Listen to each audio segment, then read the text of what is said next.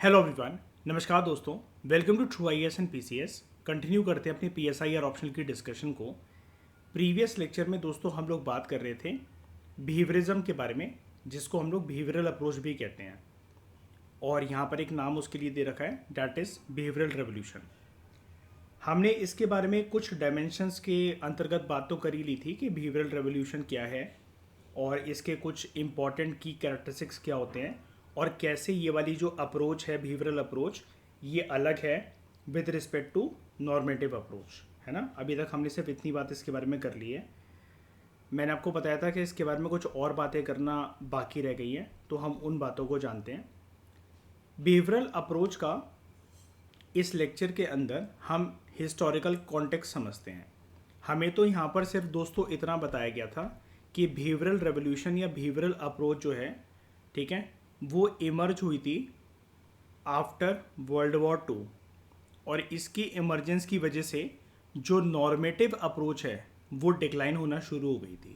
Right, हमें अभी तक सिर्फ इतना बताया गया था। इसका प्रॉपर तरीके से हिस्टोरिकल कॉन्टेक्स्ट जानते हैं, और ये जब बिहेवियरल अप्रोच आपको डिटेल में करवाई जाएगी आगे के जो फर्दर चैप्टर्स हैं वहाँ पर आपको ये काम आएगी जब हम इसको पढ़ेंगे along with post behavioural approach detail तरीके से। इसका एक प्रॉपर चैप्टर आएगा हमारे सामने, उस चैप्टर के अंदर हम लोग इसको और डिटेल में डिस्कस करेंगे। लेकिन PSIR के लेक्चर्स जब से मैंने स्टार्ट करवाए हैं तब से कोई भी टर्म आप लोगों के सामने आती है तो आपने ये नोटिस करा होगा, जितनी भी बातें हैं उसके बारे में डिटेल्ड आस्पेक्ट के अंदर जो हम फ्यूचर में करने वाले हैं उसका एक क्रक्स बनाकर, एक जिस्ट बनाकर और प्रॉपर तरीके से उसके सारे डायमेंशंस को कवर कर कर मैं आपको साथ साथ पढ़ाते जा रहा हूँ, ताकि फ्यूचर में जब उसके टर्म्स आएंगे तो आपको कोई भी दिक्कत ना लगे। जैसे आप यहाँ पर देखो, जब हम चैप्टर 3 करेंगे पेपर 1 सेक्शन ए का, जिसका नाम है जस्टिस। अब जस्टिस के अंदर सबसे इम्पॉर्टेंट थ्योरी जो हमें पढ़नी होती है वो पढ़नी होती है जॉन रॉल्स की थ्योरी ऑफ जस्टिस। तो यानी कि आप समझ सकते हो कि इस चैप्टर के अंदर डिटेल्ड तरीके से बात करी जाएगी जॉन रॉल्स की थ्योरी ऑफ जस्टिस के बारे में। लेकिन जितनी डिटेल इस चैप्टर में बन सकती है वो मैं ऑलरेडी आपको पहले ही बता चुका हूँ। तो यहाँ पर जब आप जस्टिस के कॉन्सेप्ट के बारे में पढ़ोगे, जॉन रॉल्स की थ्योरी के अलावा आगे पीछे जो जस्टिस के कॉन्सेप्ट्स हैं या फिर इसके जो क्रिटिक्स हैं, और उसमें कैटेगरी आती है कम्युनिटेरियन क्रिटिक्स जैसे यहाँ पर लिखा हुआ है, तो ये बातें आपके लिए नहीं होंगी। लेकिन जॉन रॉल्स की थ्योरी ऑफ जस्टिस क्या है ये आप ऑलरेडी समझ चुके हो, और इसके अलावा आप ये भी जान चुके हो कि ये एक कंटेम्प्ररी थ्योरी है, और कंटेम्प्ररी थ्योरी होने के अलावा जॉन रॉल्स की अप्रोच को हम लोग एक आइडियलिज्म, एक नॉर्मेटिव अप्रोच कहते हैं। तो ये वाली बातें ऑलरेडी कवर आपकी हो चुकी हैं, जबकि अभी तक तो हम सिर्फ यहाँ पर चैप्टर नंबर 1 पर हैं। ठीक है, तो हिस्टोरिकल कॉन्टेक्स्ट दोस्तों एक बड़ी डिटेल तरीके से जानते हैं बिहेवियरल रेवोल्यूशन का, या बिहेवियरल अप्रोच जिसको हम लोग कह रहे हैं। बिहेवियरल रेवोल्यूशन जो बिहेवियरल रेवोल्यूशन है ये इमर्ज हुई थी in mid 20th century, particularly after world war two. और ये इमर्ज हुई थी, याद रखना दोस्तों, in United States of America, USA में इमर्ज हुई थी ये। और इसकी इमरजेंस के पीछे कारण ये है कि it emerged as a reaction, this behavioural approach emerge as a reaction. ठीक है, जिसको कुछ स्कॉलर्स ये बोलते थे कि जो ट्रेडिशनल पॉलिटिकल अप्रोच है, जो ट्रेडिशनल जो पॉलिटिकल साइंस है, पॉलिटिकल साइंस जो ट्रेडिशनल तरीके से चली आ रही है, जो कि डोमिनेटेड है बाय नॉर्मेटिव अप्रोच, या फिर जो कि डोमिनेटेड हम कह सकते हैं बाय आइडियलिज्म, उसके रिएक्शन में ये मर्ज हुई थी। क्योंकि ये जो बिहेवियरल अप्रोच वाले जो पॉलिटिकल थ्योरिस्ट और ये जो साइंटिस्ट थे वो ये कहते थे कि नॉर्मेटिव अप्रोच जो है, या जिसको हम आइडियलिज्म वाली अप्रोचेस कह रहे हैं, इनकी कुछ एक लिमिटेशंस हैं, और वो लिमिटेशंस हम अच्छी तरीके से जान चुके हैं बिहेवियरिस्ट के पर्सपेक्टिव से प्रीवियस लेक्चर में, कि ये कहते थे कि ये मनगढ़ंत कहानियों वाली बातें हैं। कोई भी जो नॉर्मेटिव थ्योरी है उसके अंदर जो भी बातें चल रही हैं वो मनगढ़ंत कहानियाँ हैं, उसका कोई पर्टिकुलर बेस नहीं है, उसके पीछे कोई एक ठोस कोई एक थ्योरी अवेलेबल नहीं है जिसको हम टेस्ट कर सकें through empirical methods, through scientific methods. यहाँ पर ज़्यादातर बात जो करी जाती है वो वैल्यूज़ की, एथिक्स की, फ्यूचर ओरिएंटेड होकर, और ऐसी चीज़ें होनी चाहिए, वैसी चीज़ें होनी चाहिए। कभी कभार बहुत ओवर फिक्टिशियस स्टोरी बनाकर, बहुत ज़्यादा ओवर डिटेलिंग स्टोरी मेकिंग कर कर जो है पॉलिटिकल थ्योरिस्ट और पॉलिटिकल फिलोसफर्स अपनी थ्योरीज को देते हैं।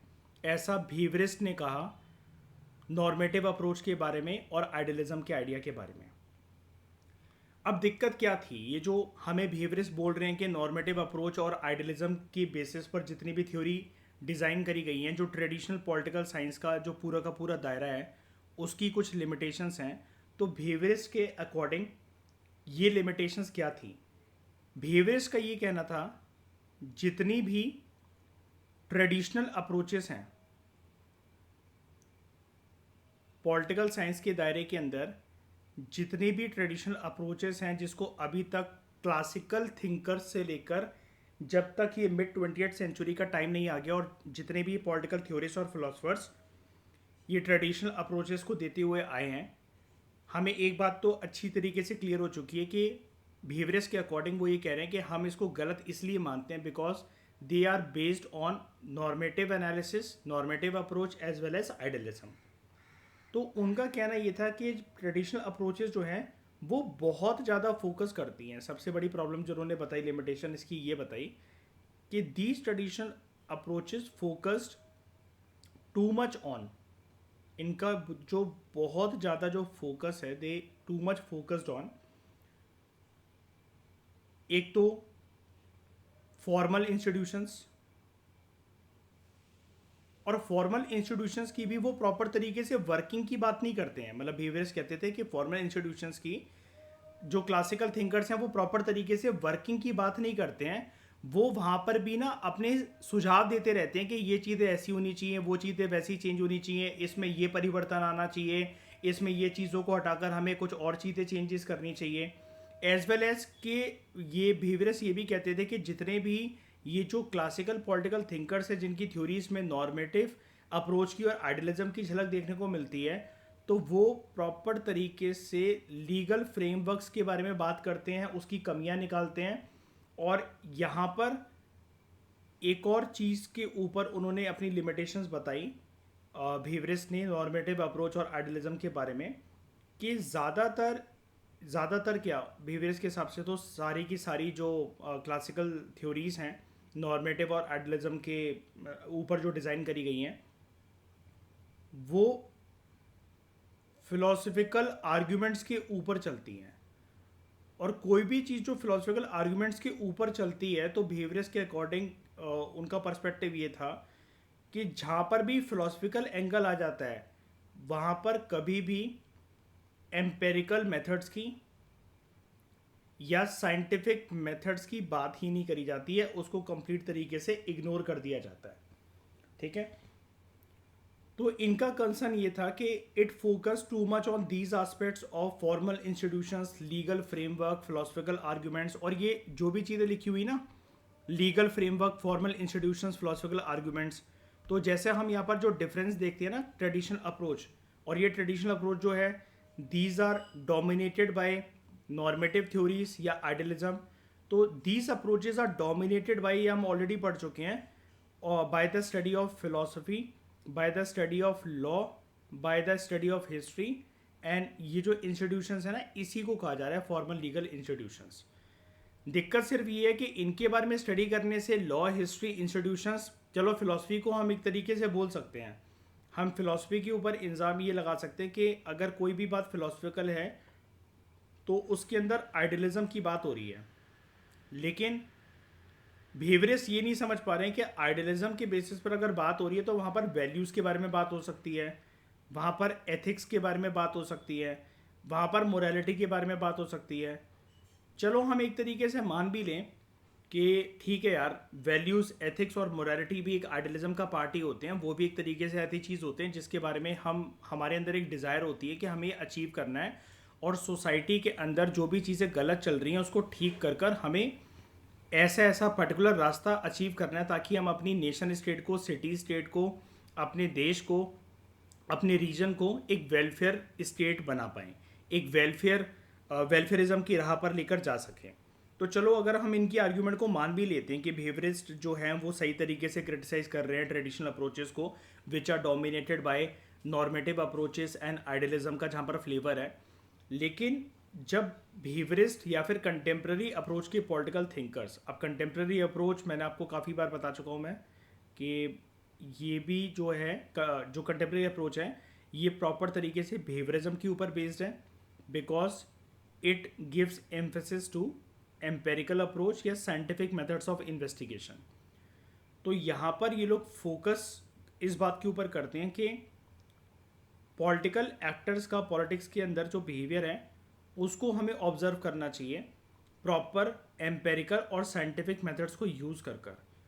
अब इनका क्रिटिसिज्म बिहेवियरिस्ट का ये है with respect to traditional approaches, with respect to normative theories, with respect to idealism, कि यहाँ पर जब भी हम कानूनी व्यवस्था के ऊपर, इतिहास की किसी चीज़ के ऊपर या कुछ फॉर्मल इंस्टीट्यूशंस के ऊपर जब स्टडी करते हैं तो यहाँ पर जो ट्रेडिशनल अप्रोचेस के जो थिंकर्स हैं या जो नॉर्मेटिव अप्रोचेस की जो पॉलिटिकल फिलॉसफीज़ हैं, जो पॉलिटिकल थ्योरीज़ हैं, वो सॉल्यूशन ओरिएंटेड बन जाती हैं। लेकिन मैंने आपको प्रीवियस लेक्चर में ये चीज़ काफ़ी अच्छे से क्लियर कर दी थी, और उससे भी पहले 1-2 लेक्चर्स पहले जब हमने ये वाली बात करी थी इस वाले पॉइंट की, कि अगर हम नॉर्मेटिव अप्रोच का हाथ पूरी तरीके से छोड़ दें, अगर हम बात ही ना करें कि हमें आगे चलकर हम अपने समाज को कैसा बनाना चाहते हैं, देश को कैसा बनाना चाहते हैं, अगर हम लॉ की, हिस्ट्री की या फॉर्मल इंस्टीट्यूशंस की जो कमियां हैं उसको निकाल दें अपनी डिबेट से, अपने मन के अंदर उसका विचार ही ना आने दें, उस विचार को व्यक्त ही ना करें, और विचार को व्यक्त करने का तरीका क्या होता है, you give a particular theory. और थ्योरी क्या है आपकी, बेसिकली वो कुछ एक आर्ग्यूमेंटेटिव पावर ही है। आपने थ्योरी दी, आपने कमियां बताई, उसके बाद आप एक सॉल्यूशन, एक वे फॉरवर्ड उसका डिज़ाइन कर रहे हो कि फ्यूचर में ये वाली चीज़ें ऐसी होनी चाहिए। अगर हम सॉल्यूशन ही देना छोड़ देंगे किसी चीज़ के ऊपर, अगर हम वे फॉरवर्ड के बारे में बात ही नहीं करेंगे, तो मैंने आपको बताया था कि फिर जो हमारी सोसाइटी है और जो हमारी पॉलिटी है, एज वेल एज आप यहाँ पर आर्थिक व्यवस्था को भी लेकर आ सकते हो, हमारी जो सामाजिक व्यवस्था है, सोसाइटी, राजनीतिक व्यवस्था है, पॉलिटी, आर्थिक व्यवस्था, इकोनॉमी, इनके सामने एक रिस्क आएगा कि ये फिर सारी तीनों चीज़ें, सोसाइटी, पॉलिटी एंड इकोनॉमी, एक विजनलेस डायरेक्शन में जाती जाएगी, है ना। और इन सारे इंस्टीट्यूशंस में फिर और ज़्यादा जो कमियां हैं वो कॉन्फ्लिक्ट्स के अंदर बदल सकते हैं अल्टीमेटली, जिससे वेलफेयरिज्म का जो आइडिया है या वेलफेयर सोसाइटी बनाने का जो सपना है वो ध्वस्त हो जाएगा, वो मिट्टी में मिल जाएगा। ठीक है, तो हम जानते हैं वैसे ऑलरेडी कि हमें बिहेवियरिस्ट को किस पॉइंट पर क्रिटिसाइज करना है, लेकिन अभी यहाँ पर हमें पर्सपेक्टिव ये जानना है कि बिहेवियरिस्ट ने नॉर्मेटिव अप्रोचेस को देने वाले, नॉर्मेटिव अप्रोचेस के ऊपर जो based political theories and philosophies हैं, उनको वो किस पॉइंट पे क्रिटिसाइज कर रहे हैं।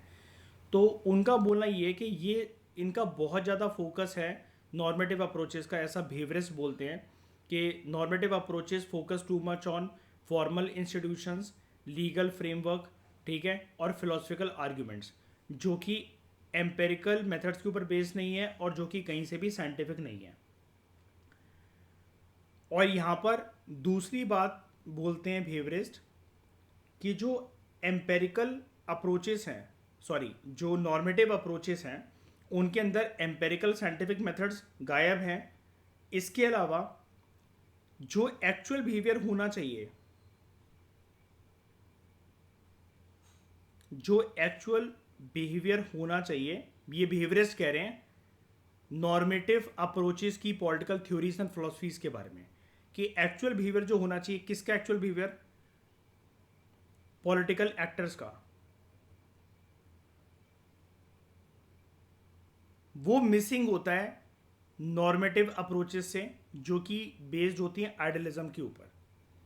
तो एक्चुअल बिहेवियर को जो है हम ऑब्जर्व नहीं करते हैं, हम स्टडी नहीं करते हैं, उसके बारे में अगर हम कुछ बोलते भी हैं तो वो बिहेवियर सिर्फ एक फ्यूचर प्रेडिक्टेड बिहेवियर या फ्यूचर ओरिएंटेड अप्रोच या एक सॉल्यूशन ओरिएंटेड अप्रोच के तौर पर दिया जाता है, ऐसा बिहेवियरिस्ट ने बोला नॉर्मेटिव अप्रोचेस के पॉलिटिकल फिलोसफर्स एंड थ्योरिस्ट के बारे में। तो ये है इसका दोस्तों हिस्टोरिकल कॉन्टेक्स्ट बिहेवियरल रेवोल्यूशन का। अब इसके अलावा अगर हम बात करें ये जो बिहेवियरल रेवोल्यूशन है और ये जो बिहेवियरिज्म की जो अप्रोच आई, इसका इम्पैक्ट क्या है, इसका इम्पैक्ट आगे चलकर क्या पड़ा। तो सबसे पहला पॉइंट अगर हम यहां पर डिस्कस करें, बिहेवियरल रेवोल्यूशन ने या बिहेवियरल अप्रोच ने सिग्निफिकेंट तरीके से, सिग्निफिकेंट का मतलब होता है काफ़ी हद तक, सिग्निफिकेंट तरीके से इम्पैक्ट करा पॉलिटिकल साइंस के अंदर जो अभी तक जिस प्रकार से रिसर्च करी जाती थी, जो मेथड्स यूज करे जाते थे, उन रिसर्च मेथड्स को सिग्निफिकेंट तरीके से इम्पैक्ट करा, इन्फ्लुएंस करा। और यहां पर ये सिग्निफिकेंट तरीके से इम्पैक्ट कैसे हुई पॉलिटिकल साइंस की जो रिसर्च मेथड्स वगैरह थे या पॉलिटिकल साइंस की जो फील्ड थी, बिकॉज इनका अब जो ग्रेटर फोकस था बिहेवियरिस्ट का, बिहेवियरल रेवोल्यूशन आने के बाद, तो they led greater emphasis and greater focus on empirical studies. इनका पूरा जो फोकस चला गया वो एम्पेरिकल मेथड्स पर चला गया, यानी कि साइंटिफिक मेथड्स पर चला गया। और अगर हम इसको इजी वर्ड्स में बोलें तो इनका फोकस था इस बात के ऊपर कि जब भी हम किसी चीज़ के बारे में बात कर रहे होते हैं with respect to political science, we should have data, we should have certain statistics, we should talk in terms of figures, data, statistics, analysis, जो मर्जी आप बोल लो। तो वो जो पर्टिकुलर ये जो डेटा, स्टैटिस्टिक्स और जो फिगर्स हैं, ये क्वांटिटेटिव होनी चाहिए, नॉट क्वालिटेटिव, जिसको हम मेजर कर सकें पर्टिकुलर तरीके से और एनालाइज कर सके on the basis of actual numbers and actual figures. तो इन्होंने ये चीज यूज करी किसको स्टडी करने के लिए, जो पॉलिटिकल एक्टर के जो बिहेवियर्स हैं। और पॉलिटिकल एक्टर मैंने आपको बताया था वो कोई भी हो सकता है, सरकार या फिर जो संस्थानें हैं, सरकारी संस्थानें, जो फॉर्मल इंस्टीट्यूशंस हैं, या फिर जो राजनेता हैं जो कि देश को चला रहे हैं, देश की सत्ता में विराजमान हैं, उन सभी को हम पॉलिटिकल एक्टर्स बोलते हैं। ये चीज़ मैं आपको पहले प्रीवियस लेक्चर्स में क्लियर कर चुका हूँ, है ना। उसके बाद ये जब बिहेवियरिज्म की स्टडी आती है, बिहेवियरल अप्रोच जब इमर्ज होती है, और मैंने आपको प्रीवियस लेक्चर में बताया था जब बिहेवियरिज्म के बारे में हमने स्टार्ट करी थी अपनी डिस्कशन, मैंने आपको क्लियर तरीके से बोला था ये जो बिहेवियरिज्म नाम का जो वर्ड है या जिसको हम बिहेवियरल थ्योरी बोलते हैं, ये सिर्फ पॉलिटिकल साइंस के साथ कंसर्न नहीं है। आप ह्यूमैनिटीज़ की जो भी फील्ड्स को देखोगे, लाइक साइकोलॉजी, सोशियोलॉजी, इकोनॉमिक्स का डिसिप्लिन, है ना, और पॉलिटिकल साइंस तो है ही, वहाँ पर बिहेवियरिज्म जब इमर्ज होता है मिड 20th सेंचुरी में, तो उसने सारी ह्यूमैनिटीज़ की फील्ड को प्रभावित करा। तो यहाँ पर अगला पॉइंट हमारा यही है कि इसका एक इम्पैक्ट क्या हुआ बिहेवियरल रेवोल्यूशन का, कि इसकी वजह से कुछ कुछ पॉलिटिकल साइंस के दायरे के अंदर, political science as a discipline के अंदर नई सब फील्ड्स इमर्ज होना स्टार्ट हो गई, नई नई सब फील्ड्स इमर्ज होना स्टार्ट हो गई, जैसे पॉलिटिकल साइकोलॉजी, पॉलिटिकल साइकोलॉजी, और इसके अलावा पब्लिक ओपिनियन रिसर्च मेथड्स के ऊपर फोकस करना स्टार्ट कर दिया गया पॉलिटिकल साइंटिस्टों के द्वारा, जो कि अपनी थ्योरीज को बेस करते थे on the basis of behavioural analysis या बिहेवियरल अप्रोच। तो यानी कि नई नई फील्ड्स तो ह्यूमैनिटीज़ की तो इमर्ज जो हो रही थी उसके अंदर, या इमर्ज जो हो चुकी थी उसके अंदर, तो आपको बिहेवियरिज्म के एस्पेक्ट, लाइक जैसे आपको पॉलिटिकल साइंटिस्ट यहाँ पर बिहेवियरल अप्रोच का सहारा लेते हुए दिख रहे हैं पॉलिटिकल साइंस के क्षेत्र के अंदर, ऐसा बिहेवियरिज्म का सहारा, बिहेवियरल अप्रोच का सहारा और भी ह्यूमैनिटीज़ के डिसिप्लिन में लिया गया, like psychology, philosophy, sociology, economics और पॉलिटिकल साइंस। लेकिन विद इन पॉलिटिकल साइंस की नई नई सब फील्ड्स भी इमर्ज हुई जहाँ पर बिहेवियरिज्म का एस्पेक्ट हमें देखने को मिलता है, लाइक पॉलिटिकल साइकोलॉजी। अब पॉलिटिकल साइकोलॉजी में क्या होगा कि अगर आपको वेरियस पॉलिटिकल एक्टर्स का, जहाँ पर सिटीजन्स के बारे में भी बात होती है या फिर लोगों के ओपिनियन के बारे में बात होती है, तो यहाँ पर जो बात करी जाएगी वो मनगढ़ंत बातें नहीं करी जाएंगी, वो प्रॉपर, जैसे मतलब मान लो कि एग्जिट पोल्स होते हैं इलेक्शन के बाद, जब लोगों से उनकी राय ली जाती है, उसके बेसिस पर जो ये टीवी एंकर्स वगैरह होते हैं अपने एक आंकड़े बनाने की कोशिश करते हैं, बिकॉज वो ये कहते हैं कि हम हवा में बातें नहीं कर रहे हैं कि कौन सी पार्टी जीतेगी या किसकी लहर है, हम प्रॉपर डेटा, स्टैटिस्टिक्स और फिगर्स की बात कर रहे हैं कि अगर हमने 100 लोगों के इंटरव्यू लिए हैं और उसमें से 65% जो लोग हैं वो बोल रहे हैं कि हमने इस पार्टी को वोट दिया, हम इस पार्टी को सपोर्ट करना चाहते हैं, 25% बोल रहे हैं कि हमने इसको वोट दिया था, 15% बोल रहे हैं कि हमने उसको वोट दिया था। तो इसके बेसिस पर जो है एक हमारे पास डेटा, प्रॉपर स्टैटिस्टिक्स और प्रॉपर फिगर्स आ जाते हैं। कहने का मतलब ये है कि हमारे पास एक क्वांटिटेटिव एनालिसिस और एक फिगर्स अवेलेबल हैं जिसके बेसिस पर हम पॉलिटिकल एक्टर्स के बिहेवियर को नोटिस कर सकते हैं और उसके बारे में पता लगा सकते हैं। ये काम बिहेवियरिज्म के अंदर होना शुरू हो गया। ठीक है, अब इसका इम्पैक्ट एक ये भी था कि बिहेवियरिज्म ने या बिहेवियरल अप्रोच ने पूरी तरीके से वैसे कोशिश करी कि ट्रेडिशनल अप्रोचेस जो हैं, जो नॉर्मेटिव थ्योरीज जो अभी तक चल रही थी, वो ट्रेडिशनल अप्रोचेस एक तरीके से रिप्लेस हो जाए, लेकिन ये रिप्लेस कर नहीं पाई। Behavioural analysis, behavioural revolution traditional approaches को बिहेवियरल अप्रोच रिप्लेस नहीं कर पाई, उसने कोशिश करी। ठीक है, लेकिन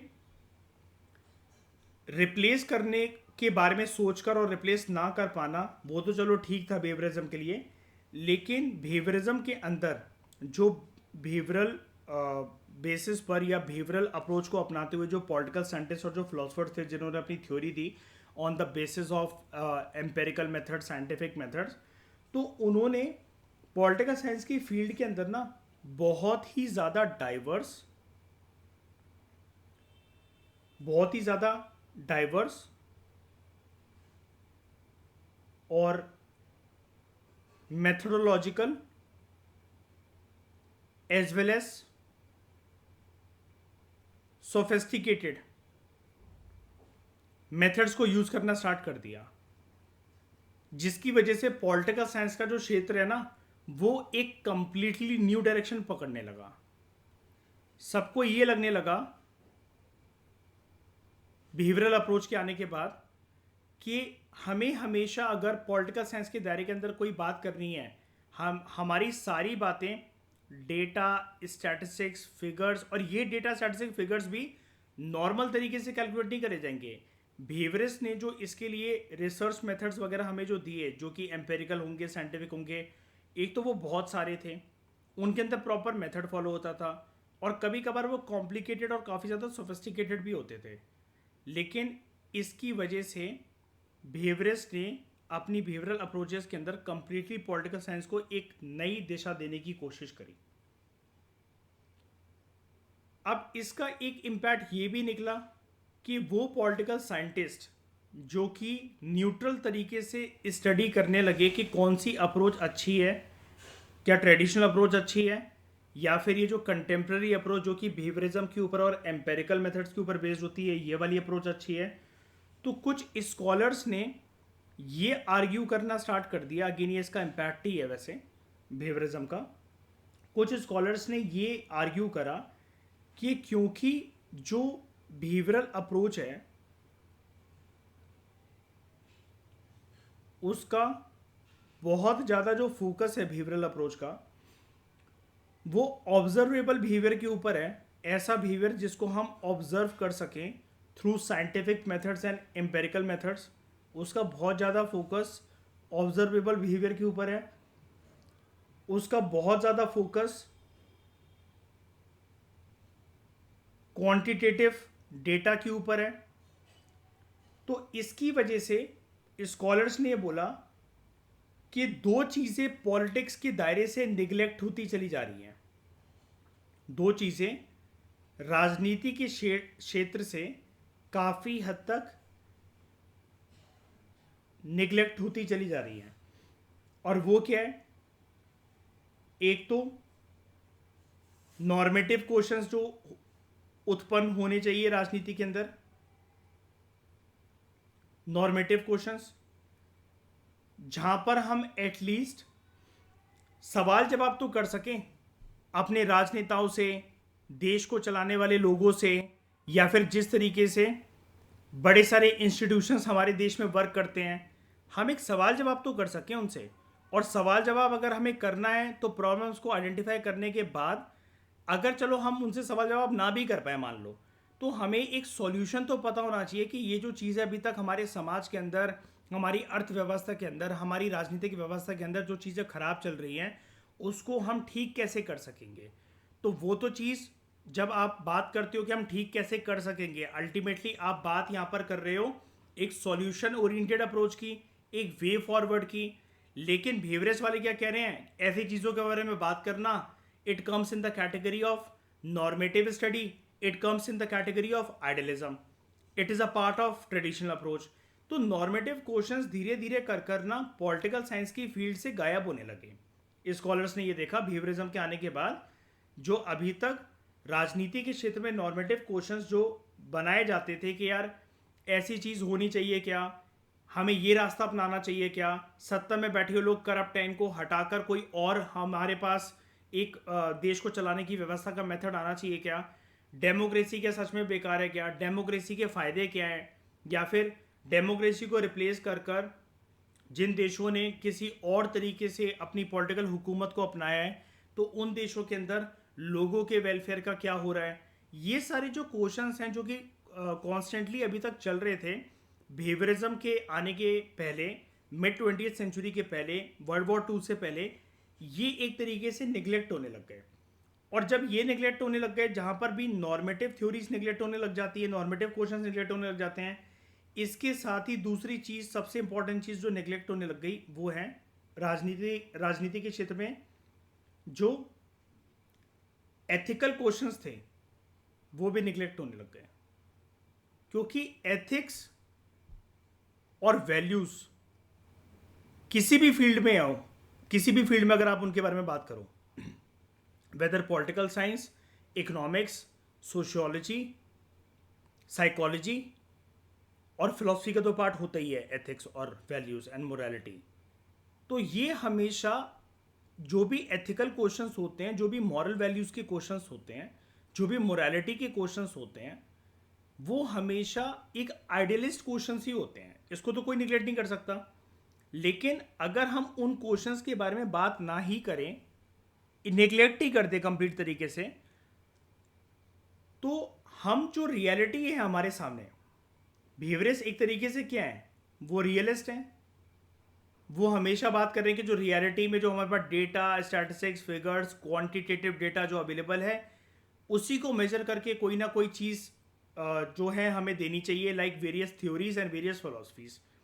तो ये तो बहुत ज़्यादा रियलिस्ट हैं। बिहेवियरल स्कूल के जो पॉलिटिकल फिलोसफर्स एंड थ्योरीज जो इमर्ज हुए मिड 20th सेंचुरी के बाद, सेकेंड वर्ल्ड वॉर के बाद। लेकिन अगर हम बहुत ज़्यादा फोकस अपना रियलिज्म के ऊपर रखेंगे और आइडियलिज्म को खोते चलेंगे, तो हम इस रियलिटी को बेसिकली एक तरीके से फिक्स मान लेंगे और फिर इसको रिप्लेस करना हमारे लिए असंभव हो जाएगा। और पास से लेकर मिड 20th सेंचुरी तक सारे पॉलिटिकल साइंटिस्ट और फिलोसफर्स को एक ही चीज़ बताई गई थी। दिव्या, वो चीज़ याद है ना, वो स्टडी जो हम करते हैं जिसको बहुत सारे पॉलिटिकल फिलोसफर्स मानते थे कि सबसे पहले एक होती है थीसिस, जो कि उस टाइम की एक रियलिटी होती है ना, उसके सामने एक आती है एंटी थीसिस, है ना, और फिर इनके कॉम्बिनेशन से बनती है एक सिंथेसिस। सिंथेसिस अगेन कुछ टाइम के लिए एक रियलिटी रहती है, एक थ्योरी बन जाती है, समाज की पहचान बन जाती है। इसके सामने फिर से एक एंटी थीसिस इमर्ज होती है जो कि काउंटर आर्गुमेंट होता है। फिर इन दोनों के कॉम्बिनेशन से होते होते दोबारा एक सिंथेसिस बनती है, फिर ये कुछ टाइम के लिए रियलिटी रहती है। तो ये एक्चुअली चल क्या रहा है, ये थीसिस, एंटी थीसिस, सिंथेसिस, ये एक तरीके से कुछ कुछ अलग अलग वक्त और ज़माने के अंदर चेंजेस और परिवर्तन की बात करी जा रही है, जिससे हम अपनी राजनीतिक व्यवस्था, आर्थिक व्यवस्था, सामाजिक व्यवस्था उसको और ज़्यादा बेटर कर सकते हैं। अब अगर काउंटर आर्ग्यूमेंट्स आएंगी ही नहीं कि ये चीज़ें गलत चल रही हैं, इसको ऐसा ठीक होना चाहिए। अब जहाँ पर बात हो गई है कि होना चाहिए, तो वो अभी तो है नहीं, हम तो एक सॉल्यूशन ही तो दे रहे हैं। तो जब भी किसी प्रॉब्लम के सामने अगर कोई सॉल्यूशंस की बात ही ना करे या उन प्रॉब्लम्स के लिए कोई चैलेंजेस की जो है वो बात ही ना करे, कोई भी उन प्रॉब्लम्स के लिए एक वे फॉरवर्ड की बात ही ना करे, तो देश जैसा चल रहा है वो तो एक तरीके से अपना स्टेबल कैरेक्टर अपना लेगा, वो तो अपना फिक्स कैरेक्टर अपना लेगा। फिर वही स्टेबिलिटी और फिक्स कैरेक्टर जो देश की पहचान होगी वो रियलिटी बन जाएगी। तो हम एक तरीके से अगर बिहेवियरिज्म अप्रोच के ऊपर चलेंगे तो हम जो पूरा पूरा का पूरा जो स्कोप है, स्कोप ऑफ इम्प्रूवमेंट, तो यानी कि हम स्कोप ऑफ इम्प्रूवमेंट को निगलेक्ट कर रहे हैं। और जहां पर भी दोस्तों बात आ जाती है, जब भी हम ये वर्ड बोलते हैं कि इम्प्रूवमेंट किसी एक जगह पर होना चाहिए, तो वहां पर इम्प्रूवमेंट को अगर हमें लेकर आना है तो सबसे बड़ी बात तो यही है कि हमें उसके लिए कुछ सॉल्यूशंस और प्लस कुछ वे फॉरवर्ड जो है वो सजेस्ट करने पड़ेंगे। अब बिहेवियर्स की नज़रों में उसको बोला जा रहा है कि this is fictitious story making, ये तो आइडलाइज करने वाली चीज़ है, ये चीज़ें तो अचीवेबल ही नहीं है। अगर वो चीज़ें अचीवेबल नहीं भी हैं, मैंने आपको बताया था कि 100% अगर हम किसी चीज़ को अचीव नहीं कर पा रहे हैं लेकिन एटलीस्ट टारगेट हम 100% का बनाएं, तो 65%, 75%, 80% तो रिजल्ट हर चीज़ में मिलता ही है। भले ही 100% नहीं अगर हमें मिलेगा, तो उससे एटलीस्ट एक स्कोप ऑफ इम्प्रूवमेंट तो क्रिएट होगा। सोसाइटी जो है कम से कम एक इम्प्रूवमेंट वाले पाथ पर तो आ सकेगी। तो ये स्कॉलर्स ने देखा कि क्योंकि बिहेवियरल अप्रोचेस का, बिहेवियरल थ्योरीज एंड फिलोसफीज का, as well as behavioural theorist and philosophers का पूरा जो फोकस है वो इसी बात के ऊपर है कि वो लोग जिद कर रहे हैं कि हर चीज़ डेटा के बेसिस पर, क्वांटिटेटिव डेटा, स्टैटिस्टिक्स, फिगर्स के बारे में बात होनी चाहिए। ये इतने ज़्यादा रियलिस्ट हो गए कि आगे चलकर ये स्कोप ही इन्होंने ख़त्म कर दिया कि पॉलिटिकल साइंस की पॉलिटिकल साइंस की डिसिप्लिन में, उसके सब्जेक्ट में जो भी नॉर्मेटिव क्वेश्चंस उत्पन्न होते थे, जो भी एथिकल क्वेश्चंस के बारे में बात करी जाती थी, वो एक तरीके से निगलेक्ट होने लग गए पॉलिटिकल साइंस की फील्ड से बिहेवियरिज्म के आने के बाद, आफ्टर मिड 20th सेंचुरी। यहां तक बात क्लियर हुई दिव्या? कोई डाउट? ठीक है।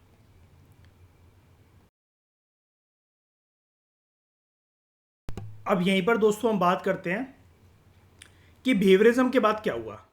तो दिव्या मुझे बताओ, मैंने आपको एक टाइमलाइन बताई थी। सबसे पहले आती है नॉर्मेटिव अप्रोच, जो कि क्लासिकल थिंकर्स की पहचान थी। इसके रिएक्शन में कौन सी अप्रोच आई? बिहेवियरिज्म या फिर behavioural revolution, behavioural approach I. Behavioural approach के रिएक्शन में कौन सी अप्रोच इमर्ज हुई? शाबाश, पोस्ट बिहेवियरिज्म। अब धीरे धीरे करके फ्लो बन रहा है ना, तो आप सीख गए ना ये टाइमलाइन। Post behaviourism. अभी जो पोस्ट बिहेवियरिज्म की थ्योरीज और अप्रोचेस जो डेवलप हुई दोस्तों, इनका क्या कहना था, इसके बारे में थोड़ी सी हम जरा बात करते हैं। तो हम यहाँ पर बात करने वाले 3 पॉइंट्स मैं आपको बताऊंगा, आप उससे समझ जाओगे। फिर डिटेल में जब हमारा चैप्टर आएगा पोस्ट बिहेवियरिज्म के बारे में, जब हम कभी डिटेल में बात करेंगे, तो इन 3 पॉइंट से आपका एक बेस बन जाएगा। Post behaviourism. पोस्ट बिहेवियरिज्म सबसे पहला पॉइंट तो यही है, it emerge as a reaction against behavioural approach या बिहेवियरल रेवोल्यूशन। ये पोस्ट बिहेवियरिज्म की थ्योरी इमर्ज होती है इन पोस्ट 1960s, 1960 के दशक में ये इमर्ज हुई। तो ऐसा याद रखना इसको दिव्या, नॉर्मेटिव जो अप्रोच है वो तो चली आ रही थी क्लासिकल टाइम से लेकर मॉडर्न टाइम तक, है ना। वर्ल्ड वॉर 2 के टाइम पर जब वो खत्म हुआ तो बिहेवियरल अप्रोच इमर्ज हुई, है ना। अब 1960s से शुरू हो गई पोस्ट बिहेवियरिज्म अप्रोच। तो एक ही मोटा मोटा आप टाइमलाइन याद रख सकते हो, फिक्स डेट्स नहीं होती इन सब चीज़ों की। एक कोई पर्टिकुलर दिन, एक समय, एक वक्त कोई निर्धारित नहीं होता कि हाँ आज हम ऐलान कर रहे हैं कि इतनी इतनी तारीख को इतने इतने बजे से ये वाली अप्रोच आ रही है। ये वाली अप्रोचेस तो साइमल्टेनियसली चलती रहती है ना, हमें तो एक टाइमलाइन पता लगानी है। अब क्या बिहेवियरिज्म के आने के बाद क्या नॉर्मेटिव अप्रोच खत्म हो गई? क्या सारे पॉलिटिकल थिंकर्स ने नॉर्मेटिव अप्रोच के बेसिस पर अपनी पॉलिटिकल थ्योरीज और फिलोसफीज को देना बंद कर दिया था क्या? ऐसा तो नहीं था। इनके बीच में क्लैश चल रहा था। लेकिन बिहेवियरल अप्रोच की कुछ गलतियों को देखते हुए इसके रिएक्शन में पोस्ट बिहेवियरिज्म अप्रोच आई। अब ये पोस्ट बिहेवियरिज्म अप्रोच ये नॉर्मेटिव और बिहेवियरल अप्रोच से अलग कैसे है? देखो, पोस्ट बिहेवियरिज्म अप्रोच का ना ज़्यादातर कुछ लेना देना या फिर उसको क्रिटिसाइज करना, जैसे बिहेवियरिज्म वाले नॉर्मेटिव अप्रोच को क्रिटिसाइज कर रहे थे, नॉर्मेटिव अप्रोच के साथ इसका ज़्यादातर कुछ लेना देना नहीं था। इसका पूरा जो पोस्ट बिहेवियरिज्म की जो पूरी दुश्मनी थी वो बिहेवियरल अप्रोच के साथ थी। तो ये लेट 1960s में डेवलप होती है, ठीक है। यहाँ पर मेरे को पोस्ट 1960s नहीं लिखना चाहिए, सॉरी, ये तो डिकेड हो गया। लेट 1960s यानी कि 1960s का जब एंड टाइम चल रहा था तब ये डेवलप हुई। It emerge as a reaction to behavioural revolution और इसको हम पोस्ट बिहेवियरिज्म बोलते हैं। पोस्ट बिहेवियरल जो अप्रोचेस थी, पोस्ट बिहेवियरिस्ट जो थे, हम इनको बोलते हैं, ये जो स्कॉलर्स थे यहाँ पर उसको हम बोलते हैं पोस्ट बिहेवियरिस्ट। तो पोस्ट बिहेवियरिस्ट जो पॉलिटिकल फिलोसफर्स हैं, जो थ्योरिस्ट थे, उन्होंने ये आर्ग्यू करा कि बिहेवियरिस्ट जो हैं वो बहुत ज़्यादा ओवर एम्फसाइज कर रहे हैं फालतू में इस चीज़ को। ये ओवर एम्फसाइज कर रहे हैं किस चीज़ को? क्वांटिटेटिव डेटा को, प्लस ये जो बात करते रहते हैं observable behaviour of political actors की, ये इस चीज के बारे में बहुत ज्यादा अतिशयोक्ति कर रहे हैं। पोस्ट बिहेवियरिस्ट का ये कहना था कि इसके ऊपर ओवर एम्फसाइज करने की वजह से जो इंपॉर्टेंट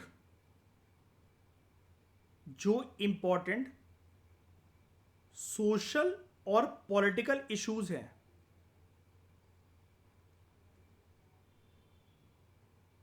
वो निगलेक्ट होने लगे हैं।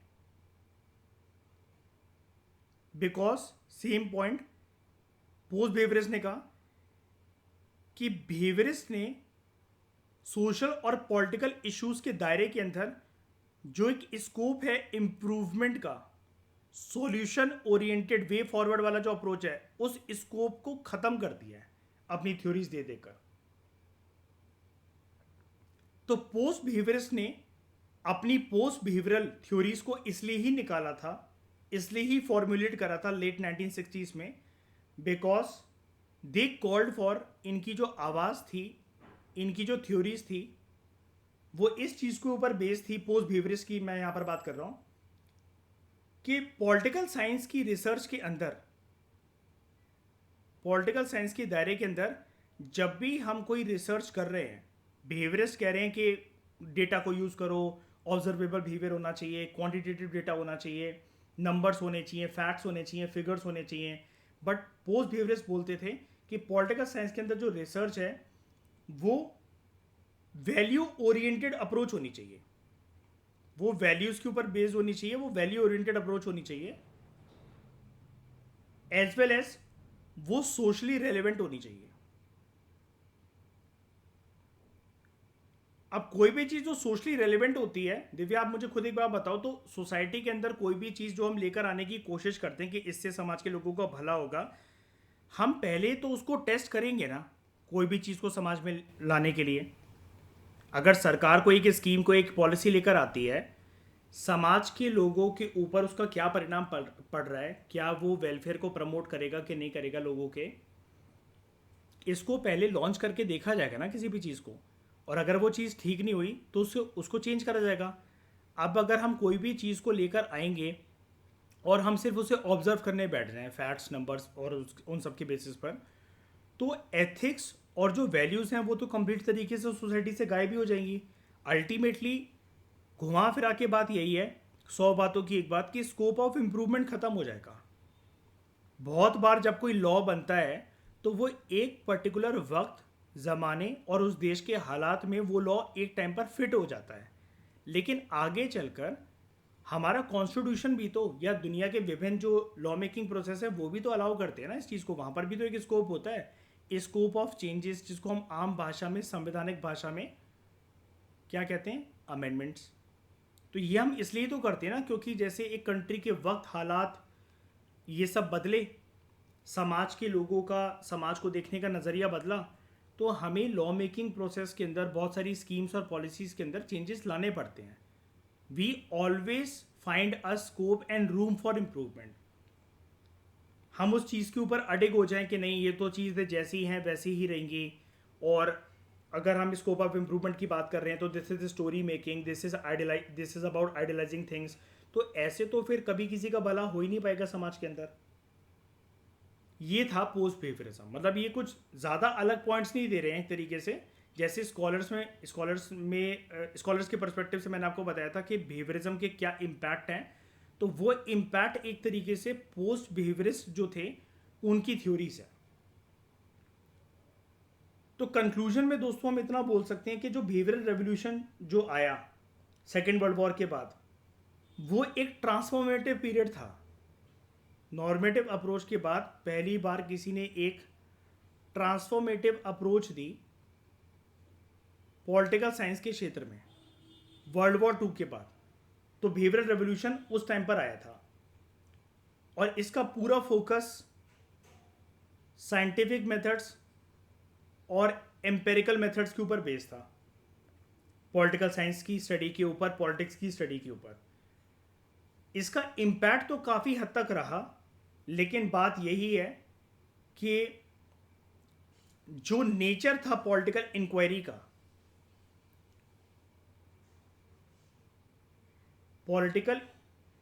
का, जो नेचर था कि हमें चीज़ें कैसे बेटर करनी है और क्या सॉल्यूशंस हो सकते हैं, एज वेल एज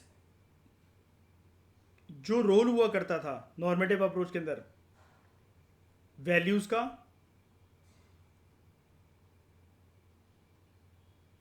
एथिक्स का, ताकि हम समाज के अंदर एक वेलफेयरिज्म को लेकर आ सकें, हम समाज को एक वेलफेयर सोसाइटी बना सकें जहां पर सबका भला हो. ये चीज़ एक डिक्लाइनिंग मोड पर चली गई थी बिहेवियरल अप्रोच के आने के बाद, जिसको क्रिटिसाइज भी करा गया पोस्ट बिहेवियरिस्ट के द्वारा. और आगे चलकर हमने इस डिबेट को रिजॉल्व कर ही लिया था. वैसे यहाँ पर एक पॉइंट था कि नॉर्मेटिव अप्रोच जो है it face decline post world war 2, जब से बिहेवियरल अप्रोच आई थी, बिहेवियरल रेवोल्यूशन आया था. लेकिन इन रीसेंट टाइम्स दोबारा से ये चीज़ देखी गई है कि एथिक्स और वैल्यूज जो कि भले ही चाहे आइडियलिज्म के ऊपर बेस्ड हो, और एथिक्स एंड वैल्यूज अपने आप में आइडियलिज्म के ऊपर ही बेस्ड होती है क्योंकि ये फिलोसफिकल टर्म्स होती हैं. आइडियलिज्म के ऊपर बेस्ड हो या फिर हम फ्यूचर ओरिएंटेड होकर बात करें, हम सॉल्यूशन ओरिएंटेड होकर बात करें, इन सारी चीज़ों से लेकिन फ़ायदा यही मिलता है कि there comes a scope of improvement in running a country. तो there has been a resurgence of normative approach, और ये नॉर्मेटिव अप्रोच दोबारा से रीइमर्ज जो हुई वो उसकी झलक हमें देखने को मिलती है जॉन रॉल्स की थ्योरी ऑफ जस्टिस के अंदर, जिसके बारे में आप जान चुके हो. इसके अलावा मैकफर्सन्स की थ्योरी ऑफ डेमोक्रेसी के अंदर, and also in the writings of Dworkin और Nobel prize winner in the field of economics Amartya Sen ji की थ्योरीज के अंदर, उनके रिसर्च वर्क एंड जो रिसर्च पेपर्स थे उनके अंदर. तो समझ में आया अच्छी तरीके से दिव्या कि what is this behaviourism and post behaviourism and how this is different from normative approach, और दोनों के क्या तर्क हैं. ये वाली बातें वही है जो हम डिफरेंस में यहाँ पर कर चुके थे. वैसे बस थोड़ा सा डिटेल के अंदर मैंने आपको और ज़्यादा बता दिया, जिससे वैल्यू एडिशन हो जाएगी आपके कंटेंट की. ठीक है, तो इस डिस्कशन में दोस्तों फिलहाल इतना ही. Thank you very much for discussion.